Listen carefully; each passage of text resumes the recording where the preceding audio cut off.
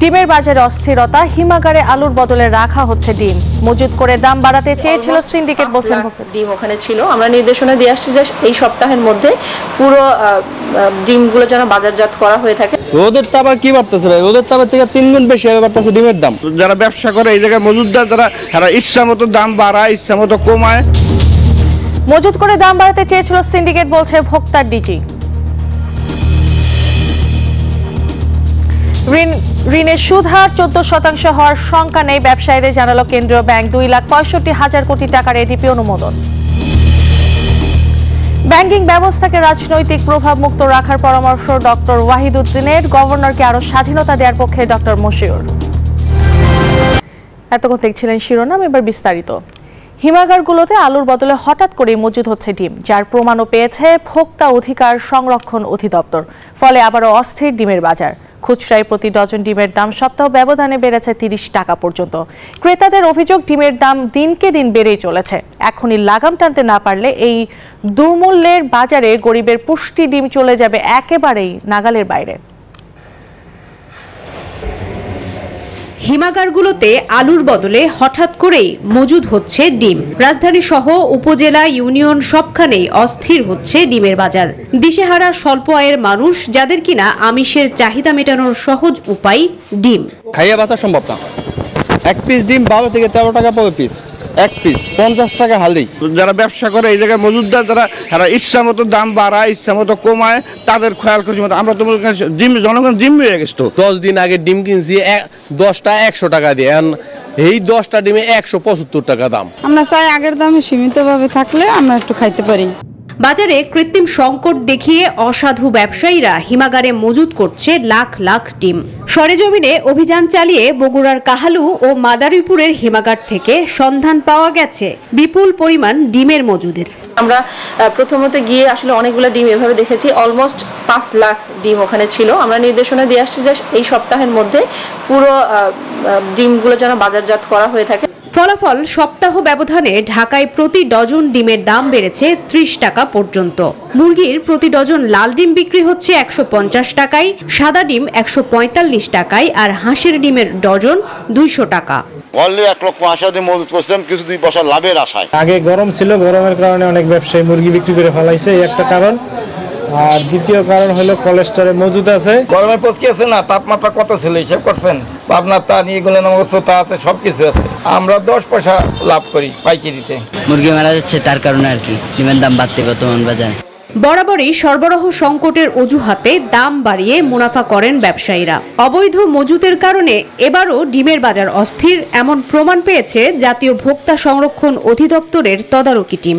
এখানে কতিপয় ব্যবসায়ী যারা মধ্যস্বত্বভোগী বলি বা এরকম, সেখানে তাদের কিন্তু এখানে অনেক ক্ষেত্রে আমরা অনিয়ম পাচ্ছি, এবং তারা যেমন এই মুহূর্তে কোল্ড স্টোরেজে লক্ষ লক্ষ ডিম মজুত করে বাজারটাকে অস্থির করে ফেলা হচ্ছে। বাজারে ডিমের অস্বাভাবিক দামের লাগাম টানতে গত বছর আমদানির সিদ্ধান্ত নিয়েছিল সরকার। পাশাপাশি বেঁধে দেয়া হয়েছিল প্রতি পিস ডিমের দাম। পরে কিছুটা নিয়ন্ত্রণে আসে ডিম বাজার। Desk report, news 24। বারবার কেন্দ্রীয় ব্যাংকের নীতির কারণে ব্যবসায়ীরা ক্ষতিগ্রস্ত হচ্ছেন। বৃহস্পতিবার এক বৈঠকে বাংলাদেশ ব্যাংকের গভর্নরকে সমস্যার কথা জানান ব্যবসায়ীরা। বাংলাদেশ ব্যাংকে অনুষ্ঠিত বৈঠকে সার্বিক অর্থনীতি, ব্যাংক খাত, সুদ হার ও ডলারের দর নিয়ে আলোচনা হয়। বৈঠক শেষে এফবিসিসিআই সভাপতি মাহবুবুল আলম সাংবাদিকদের বলেন, ঋণের সুদ হার 14% বেশি হবে না বলে জানিয়েছেন গভর্নর। এছাড়া ডলারের দর যেন 117 টাকার বেশি না হয়, সেজন্য কেন্দ্রীয় ব্যাংকে বৈঠকের অনুরোধ জানানো হয়েছে। পাশাপাশি কয়েক মাসের মধ্যেই দেশের অর্থনৈতিক পরিস্থিতি স্বাভাবিক হয়ে যাবে বলেও জানিয়েছে কেন্দ্রীয় ব্যাংক।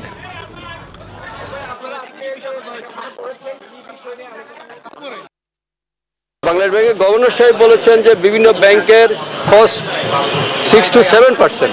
তাহলে যদি 6 to 7%, 8% যদি হয়, তাহলে তো সুদের হার 13-14% যাওয়ার প্রশ্নই আসে না।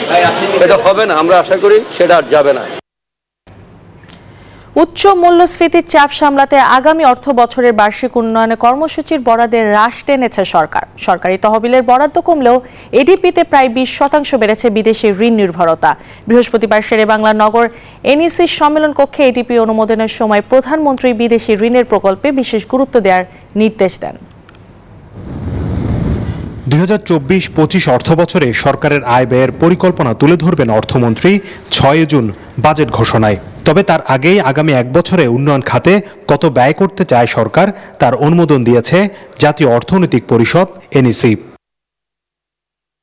যেখানে এডিপিতে 2,65,000 কোটি টাকা ব্যয়ের পরিকল্পনা করা হয়েছে, এই বরাদ্দ চলতি বছরের চেয়ে মাত্র 2,000 কোটি টাকা বেশি। 2,65,000 কোটি টাকা ছাড়াও আমাদের স্বায়ত্তশাসিত প্রতিষ্ঠান তাদের নিজস্ব টাকা আছে, তারা 13,288 কোটি টাকার প্রকল্প সহায়তা দিবে এবং সব মিলে সরকারি এবং স্বায়ত্তশাসিত প্রতিষ্ঠানগুলো এডিপির আকার দাঁড়িয়েছে এবার 2,78,288 কোটি 91 লক্ষ টাকা।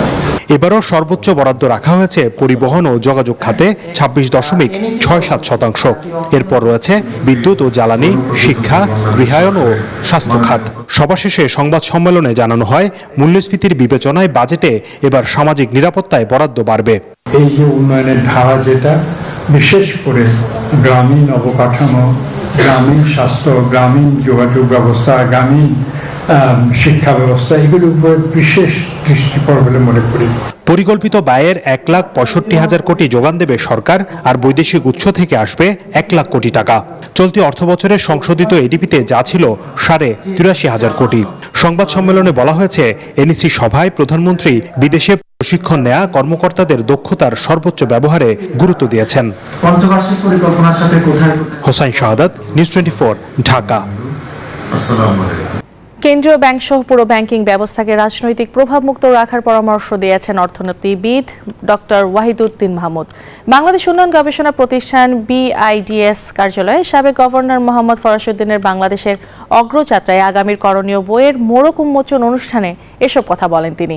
এ সময় ব্যাংকের অর্থ লুটপাটের সুযোগ করে দেওয়ার কঠোর সমালোচনা করেন বক্তারা।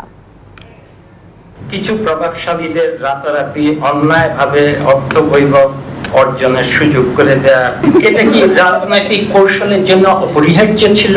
এর ফলে কিন্তু সত্যিকার যারা শিল্পপতি, উদ্যোক্তা, তারা তুলনামূলকভাবে এর জন্য অনেক বঞ্চিত হচ্ছেন এবং এটাতে সুযোগের বৈষম্যের ফলে ব্যবসা বাণিজ্যের পরিবেশ ক্ষতিগ্রস্ত হয়েছে।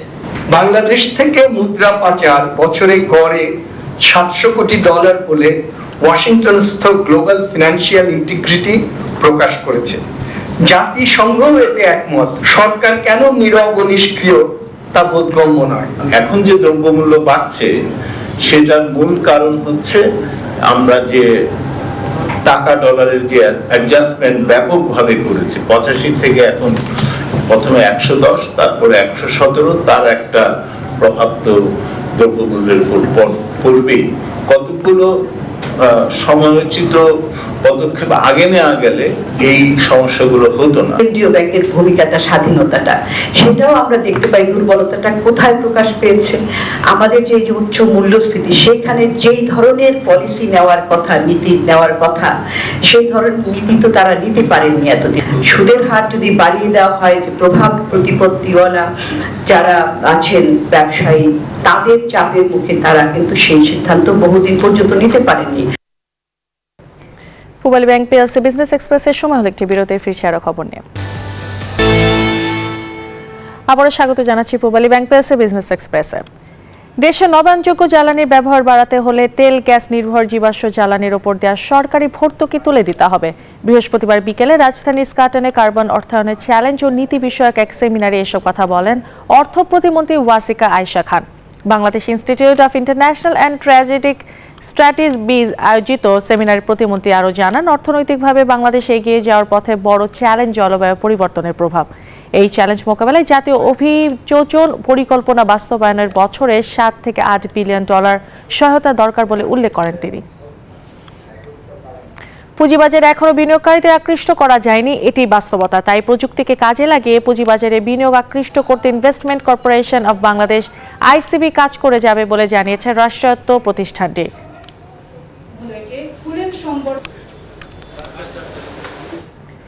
ঈদুল আজহা উপলক্ষে ক্রেতাদের জন্য বিশেষ চমক হিসেবে বিদ্যুৎ সাশ্রয়ী বেশ কয়েকটি নতুন মডেলের পণ্য উন্মোচন করেছে ওয়ালটন। বাংলা রাজধানীর বসুন্ধরা ওয়ালটন কর্পোরেট অফিসে কনফারেন্স হলে আয়োজিত এক জমকালো অনুষ্ঠানে নতুন মডেলের প্রোডাক্টস উন্মোচন করেন ওয়ালটন প্লাজার ব্যবস্থাপনা পরিচালক মোহাম্মদ রায়হান। এই ছিল Pubali bank PLC business express এখনকার মতো আয়োজন।